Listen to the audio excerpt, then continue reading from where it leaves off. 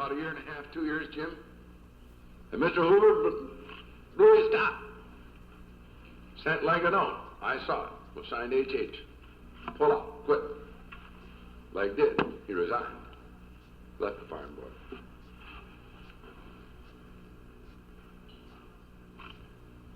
We had the Depression. And did we ever have it? Then we had the prices, you know. I don't bring them out here when I carry them, Ernie.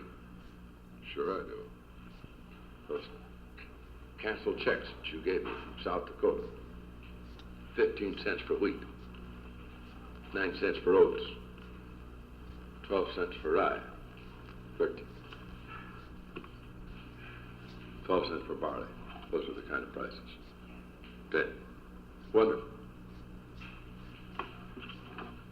Now we've got to remember these things. Then the farm organizations got together. This is very important. And because all farmers were busted, and banks were busted, and insurance companies were busted, because everybody was busted, we were one happy family of busted people. We all agreed. We all agreed we were busted. And after much effort and meeting, in December 32, we wrote a program for farmers. Where did we write it? In the nation's capital. The only power that was left in the world to intervene and save the people of this country against the despoliation that had been imposed on them down through time. Finally, the thing caught up with them. People unemployed, farm products unemployed. Not enough people wanted farm products that could buy. Didn't have jobs. The country was shot to pieces. Banks were all closed. And we started the economic revolution when Mr. Roosevelt came in 33. Because we were busted across the board, the farm organizations came in complete agreement with the conception that farmers would have to have a parity price and new credit. The old credit had worn out. The old prices had worn out. Everything had worn out. We had to have a new deal. And we got it. Labor was given its power through the National Labor Relations Act to organize and impose the union shop, and was given the countervailing power to deal with the giants of industry. Steel, coal, big and powerful. All of a sudden, here's the power of these underprivileged laboring people to come together and meet on equal terms and say, you'll pay this price or you'll run the plants yourself. They had to be fairly reasonable. They had to know something about the business and the industry and not ask more than the plant could pay and stay open. But they learned to hire economists. And they learned to understand balance sheets and operating statements and dividend statements. And they learned how to rate their wages for that industry and demanded our strike. And labor wins because labor produces. Management only directs. Stockholders only collect. No pay, no production. No production, no dividends. Balance of power. Maybe labor gets a little tough. Maybe management gets a little tough. But labor's got 150 years behind it. They never could collect what they've lost. Never. If I have any patience and tolerance at all, it's on the side of labor. Because well-paid labor is big markets for farm products.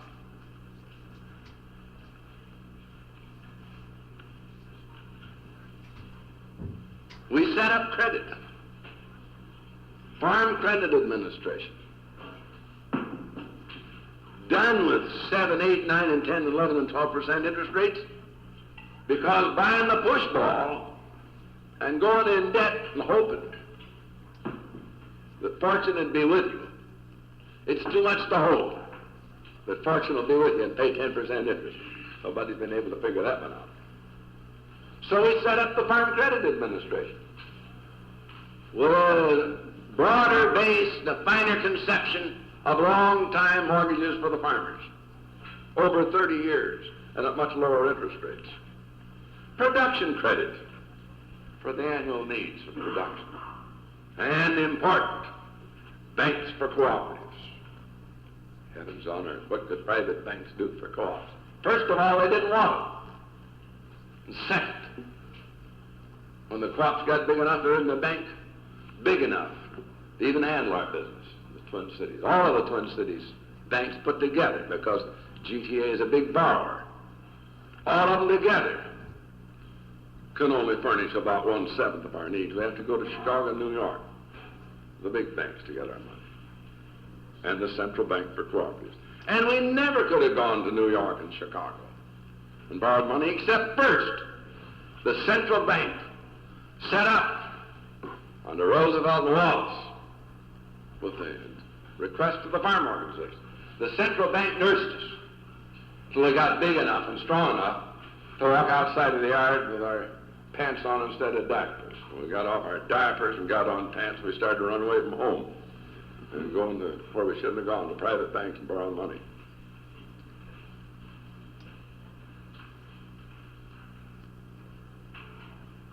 A New Deal for agriculture, credit. Then, of course, as the central bank demonstrated that cooperatives are good business institutions and can grow and they can learn to run, and then as these cooperatives established a reputation for running the business properly, they would pay our debts annually. Then the banks in Philadelphia, New York, Chicago began to call to see if they could get some of the business.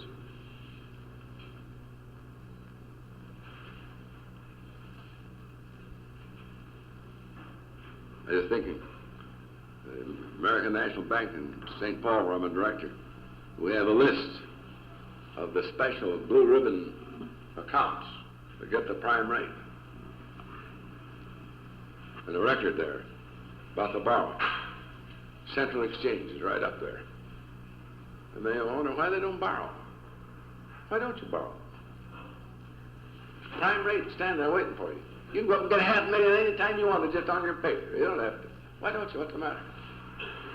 You still remember a Farm Credit Administration protecting them until they have to look the other way.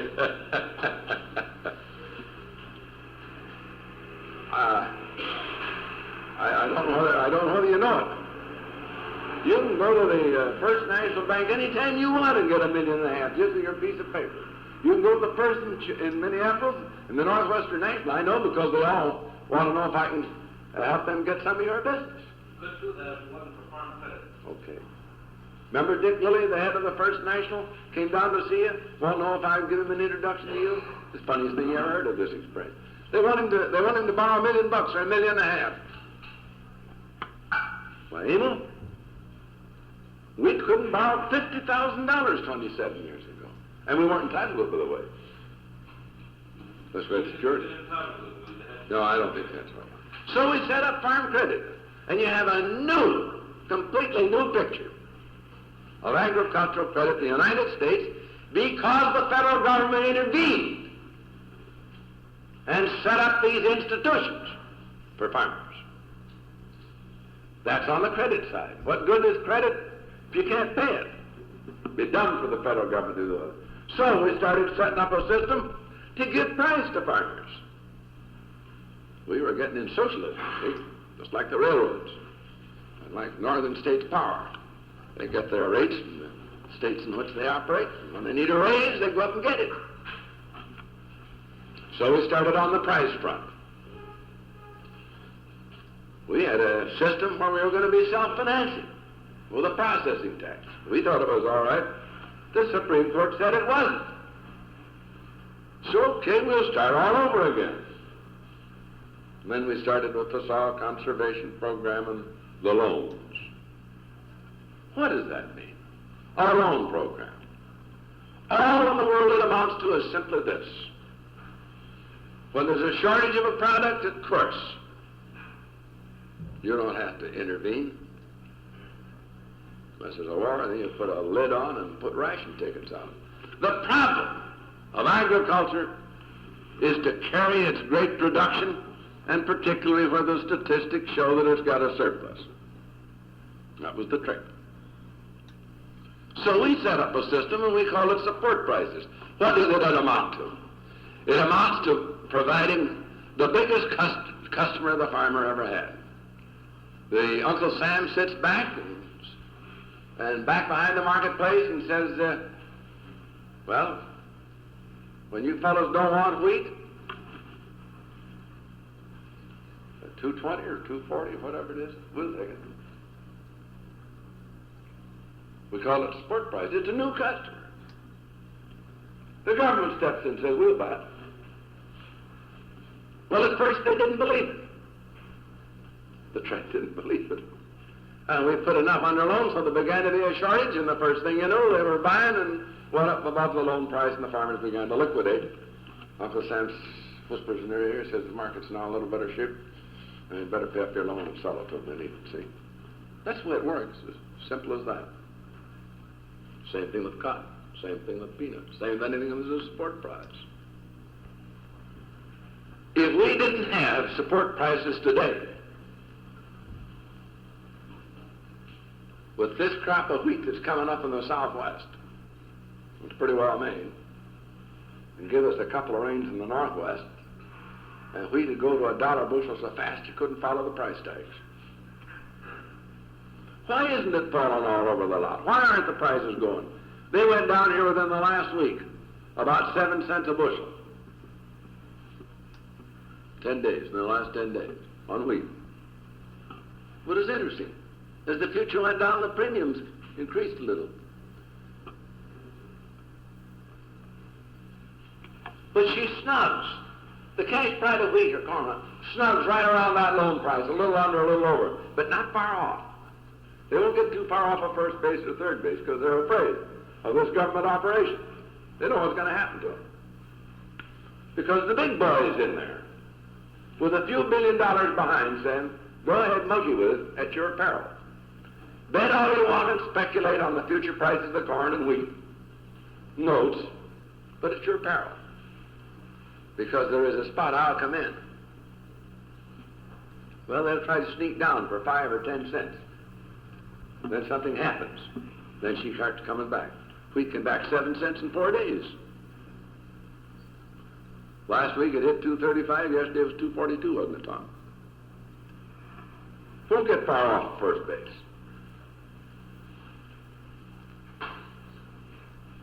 And without that, we're gone. Well, does a wheat farmer and a corn farmer want a legislated economy? Or does he want to go back to free enterprise?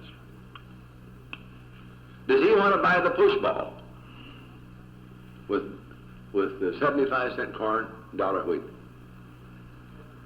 If he's got 75-cent corn, he'll darn soon have $7 hogs, I'll tell you that. Just as sure as we're in this room, no matter what the temporary differences may be, over the pull, you'll get your products, and what you put feed grains will level off at a feeding ratio to those support prices. Just as sure as we're here. That'll be the same true. That's true in dairy, too.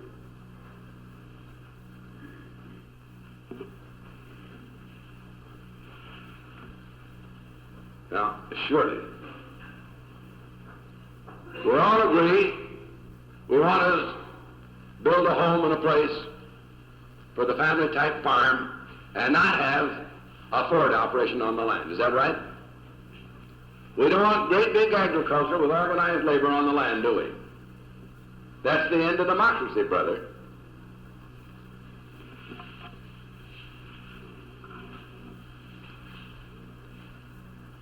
Do we agree that this farmer is pinched with this pushball legislated economy and administered prices? Do we agree to that? Let's hold up our hands. I want to know where we're at on this thing. If we don't agree to it, don't hold up our hands. And if anybody does disagree to it, this is the place to have it out. Somebody want to get up here and defend the free enterprise system for the farmer? Huh?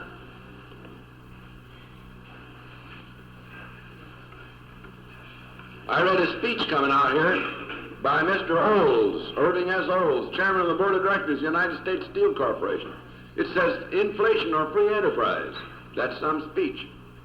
He's a great boy. He gave this speech before the Academy of Political Science. He was with his friends.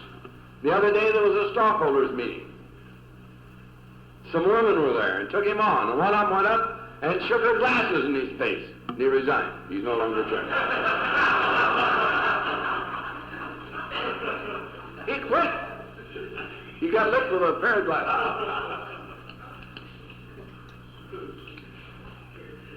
I laughed all the way out here reading this thing. I can see that woman yet shaking those glasses at him and he quit. He wouldn't do well in the Farmers Union, would he? Him? Great speech, great guy.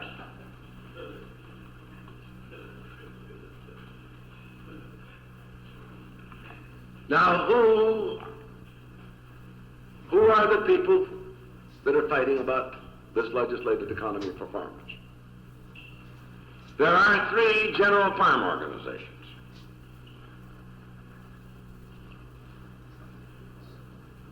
We used to do better when we didn't have the Hatch Act. When we didn't have the Hatch Act, we had the old Agricultural Adjustment Administration. Fellows like Al Barnes and Al Johnson, I had more doggone fun than anybody you ever heard of. Brother, weren't we beating the Hustings then, Al? Huh? But Al can... Good for you. There aren't many of you, though. So we're left to what? The National Grange, the Farm Bureau, and the Farmers Union.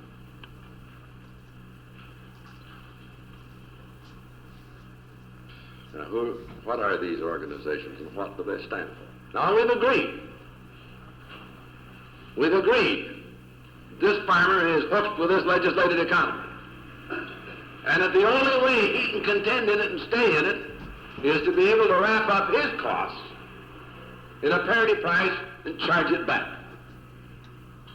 That's the whole theory of the parity price. They take all these little balls, they go into the big push ball. They call out the index at a given period, 100%. And if those balls are up to 300%, then he's got to have 3 times as much at 300 as he had when it was 100. So that his bushel of oats or his wheat or his 100 pounds of hog or whatnot will buy back what he could buy back there in 1914, which was fair but not too hot. That's the whole theory of it. You set up all of those charges you want to pay labor, whatever you have to, do it all, railroad rates, everything, income taxes, and put it all in the big push ball. And when I get that, I call that my indexes, the prices paid. Now I'm going to see what that push ball cost me back here, way back in 1914. And if it's 3 times as much, then I want 3 times as much for my cotton, I want 3 times as much for my wheat, 3 times as much for my corn, so I can later on buy another push ball. Otherwise, I'll quit farming. Is that right? That's all there is to it. I've now got myself where I can get pretty much comparable credit because my government set me up a credit machine. Now I'm doing pretty well on prices because the government set me up a big buyer with whiskers on him. Uncle Sam and sent him all over the United States, to all the marketplaces, saying, look, these farmers got to have this much for good corn, they got to have this much for good wheat, they got to have this much for good rice, they got to have this much for good cotton, and so forth. And they got to have a related price on barley and oats and so forth to the feeding value of corn, and these are the support prices. That's what it costs. If you don't want to buy it, why, the farmer's got sound grain, you can put it under loan. We'll carry it as you get around to it. That's the farmer's price. Well, in the days of the 30s and the 40s, we had splendid cooperation with the Farm Bureau. Ed O'Neill and Earl Smith were just as hot about this as some of the rest of us. These are the days of when Charlie Talbot was living. Later on, Glenn came along, and then later than that, Mr. Patton came along. But all through these years, men like Emil Lawrence, Glenn Talbot, Chapman and others, and myself and the Farmers Union, we've been fighting in Washington where prices were made for farmers. They're made any place else. You make price in the marketplace for difference in grades, discounts, premiums, all that sort of stuff. But she's all wrapped around these support prices. Hogs won't go very far one way or the other with corn supported at a price. They'll get in and out of hogs relating to that feeding ratio. They'll get in and out of the milk production, butter production, around that cost ratio. They'll either get in or out or get out, maybe.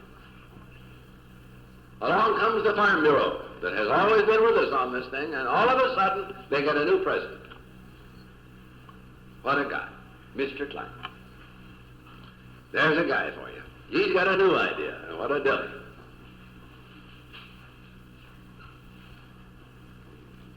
Isn't dry behind the ears.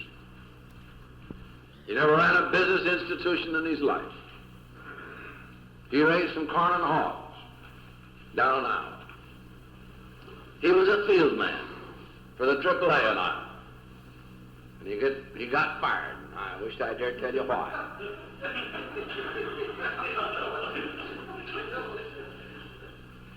I don't think I dare. It wasn't honorable, I'll tell you that. Now, you know he got fired. And you know what he got fired for. Two of us would know. So he's the president of the Farm Bureau. He's the president of the Farm Bureau. And he waltzes in to Washington in January 1948. We want a special hearing for our board of directors. And they got it. And the hearing is marked on the top. Farm program of the American Farm Bureau Federation. It's their program. They wanted just two things, particularly. They wanted support prices to start at 60%. And they wanted to change the parity formula, a new system. We found out, by the way, when they were testifying for the 48 Farm Act, the cotton people said, we don't want any part of that. President of the Farm Bureau of Georgia says, we don't want it. The sliding scale is no good because they always slide us to the bottom and loan on that basis. We don't want any part of it. The tobacco people says, count us out. We want our own program. We don't want any part of it. The monopoly people in milk sheds don't want any part of it. We want to stay by our own program or our marketing agreements in the milk sheds.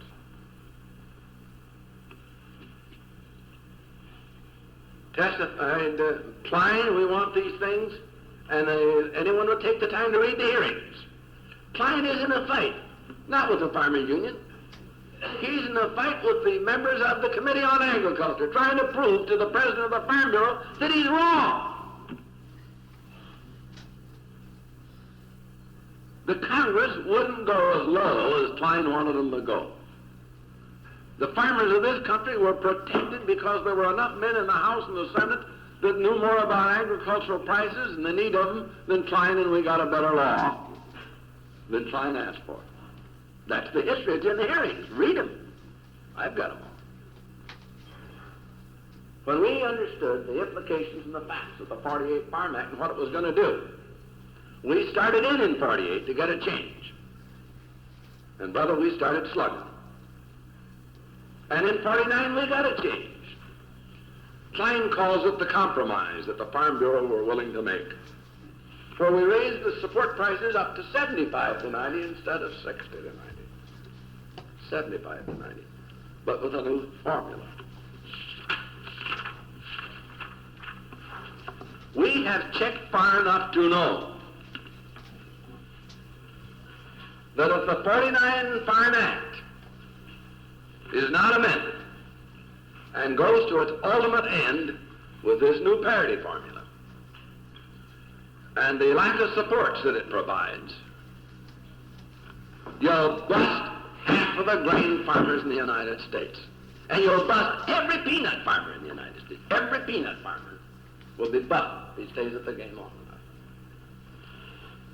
Well, we agitated, and we finally got a showdown in April of this year before a Senate subcommittee on agriculture, and there appeared the National Federation of Milk Producers.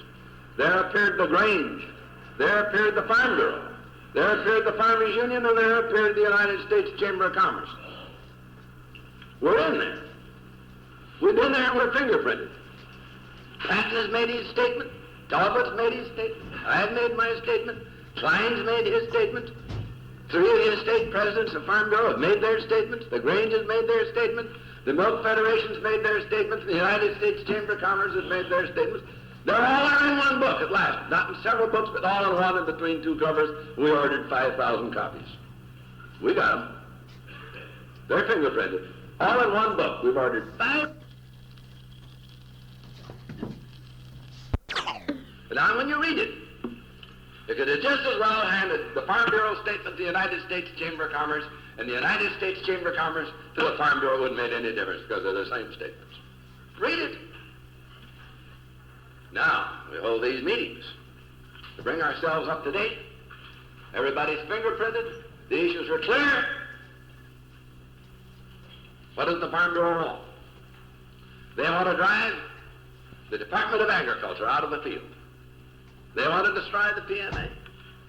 They want to destroy the appropriations for the PMA. They want to destroy the appropriations for soil conservation. They want to destroy this. It's in the testimony.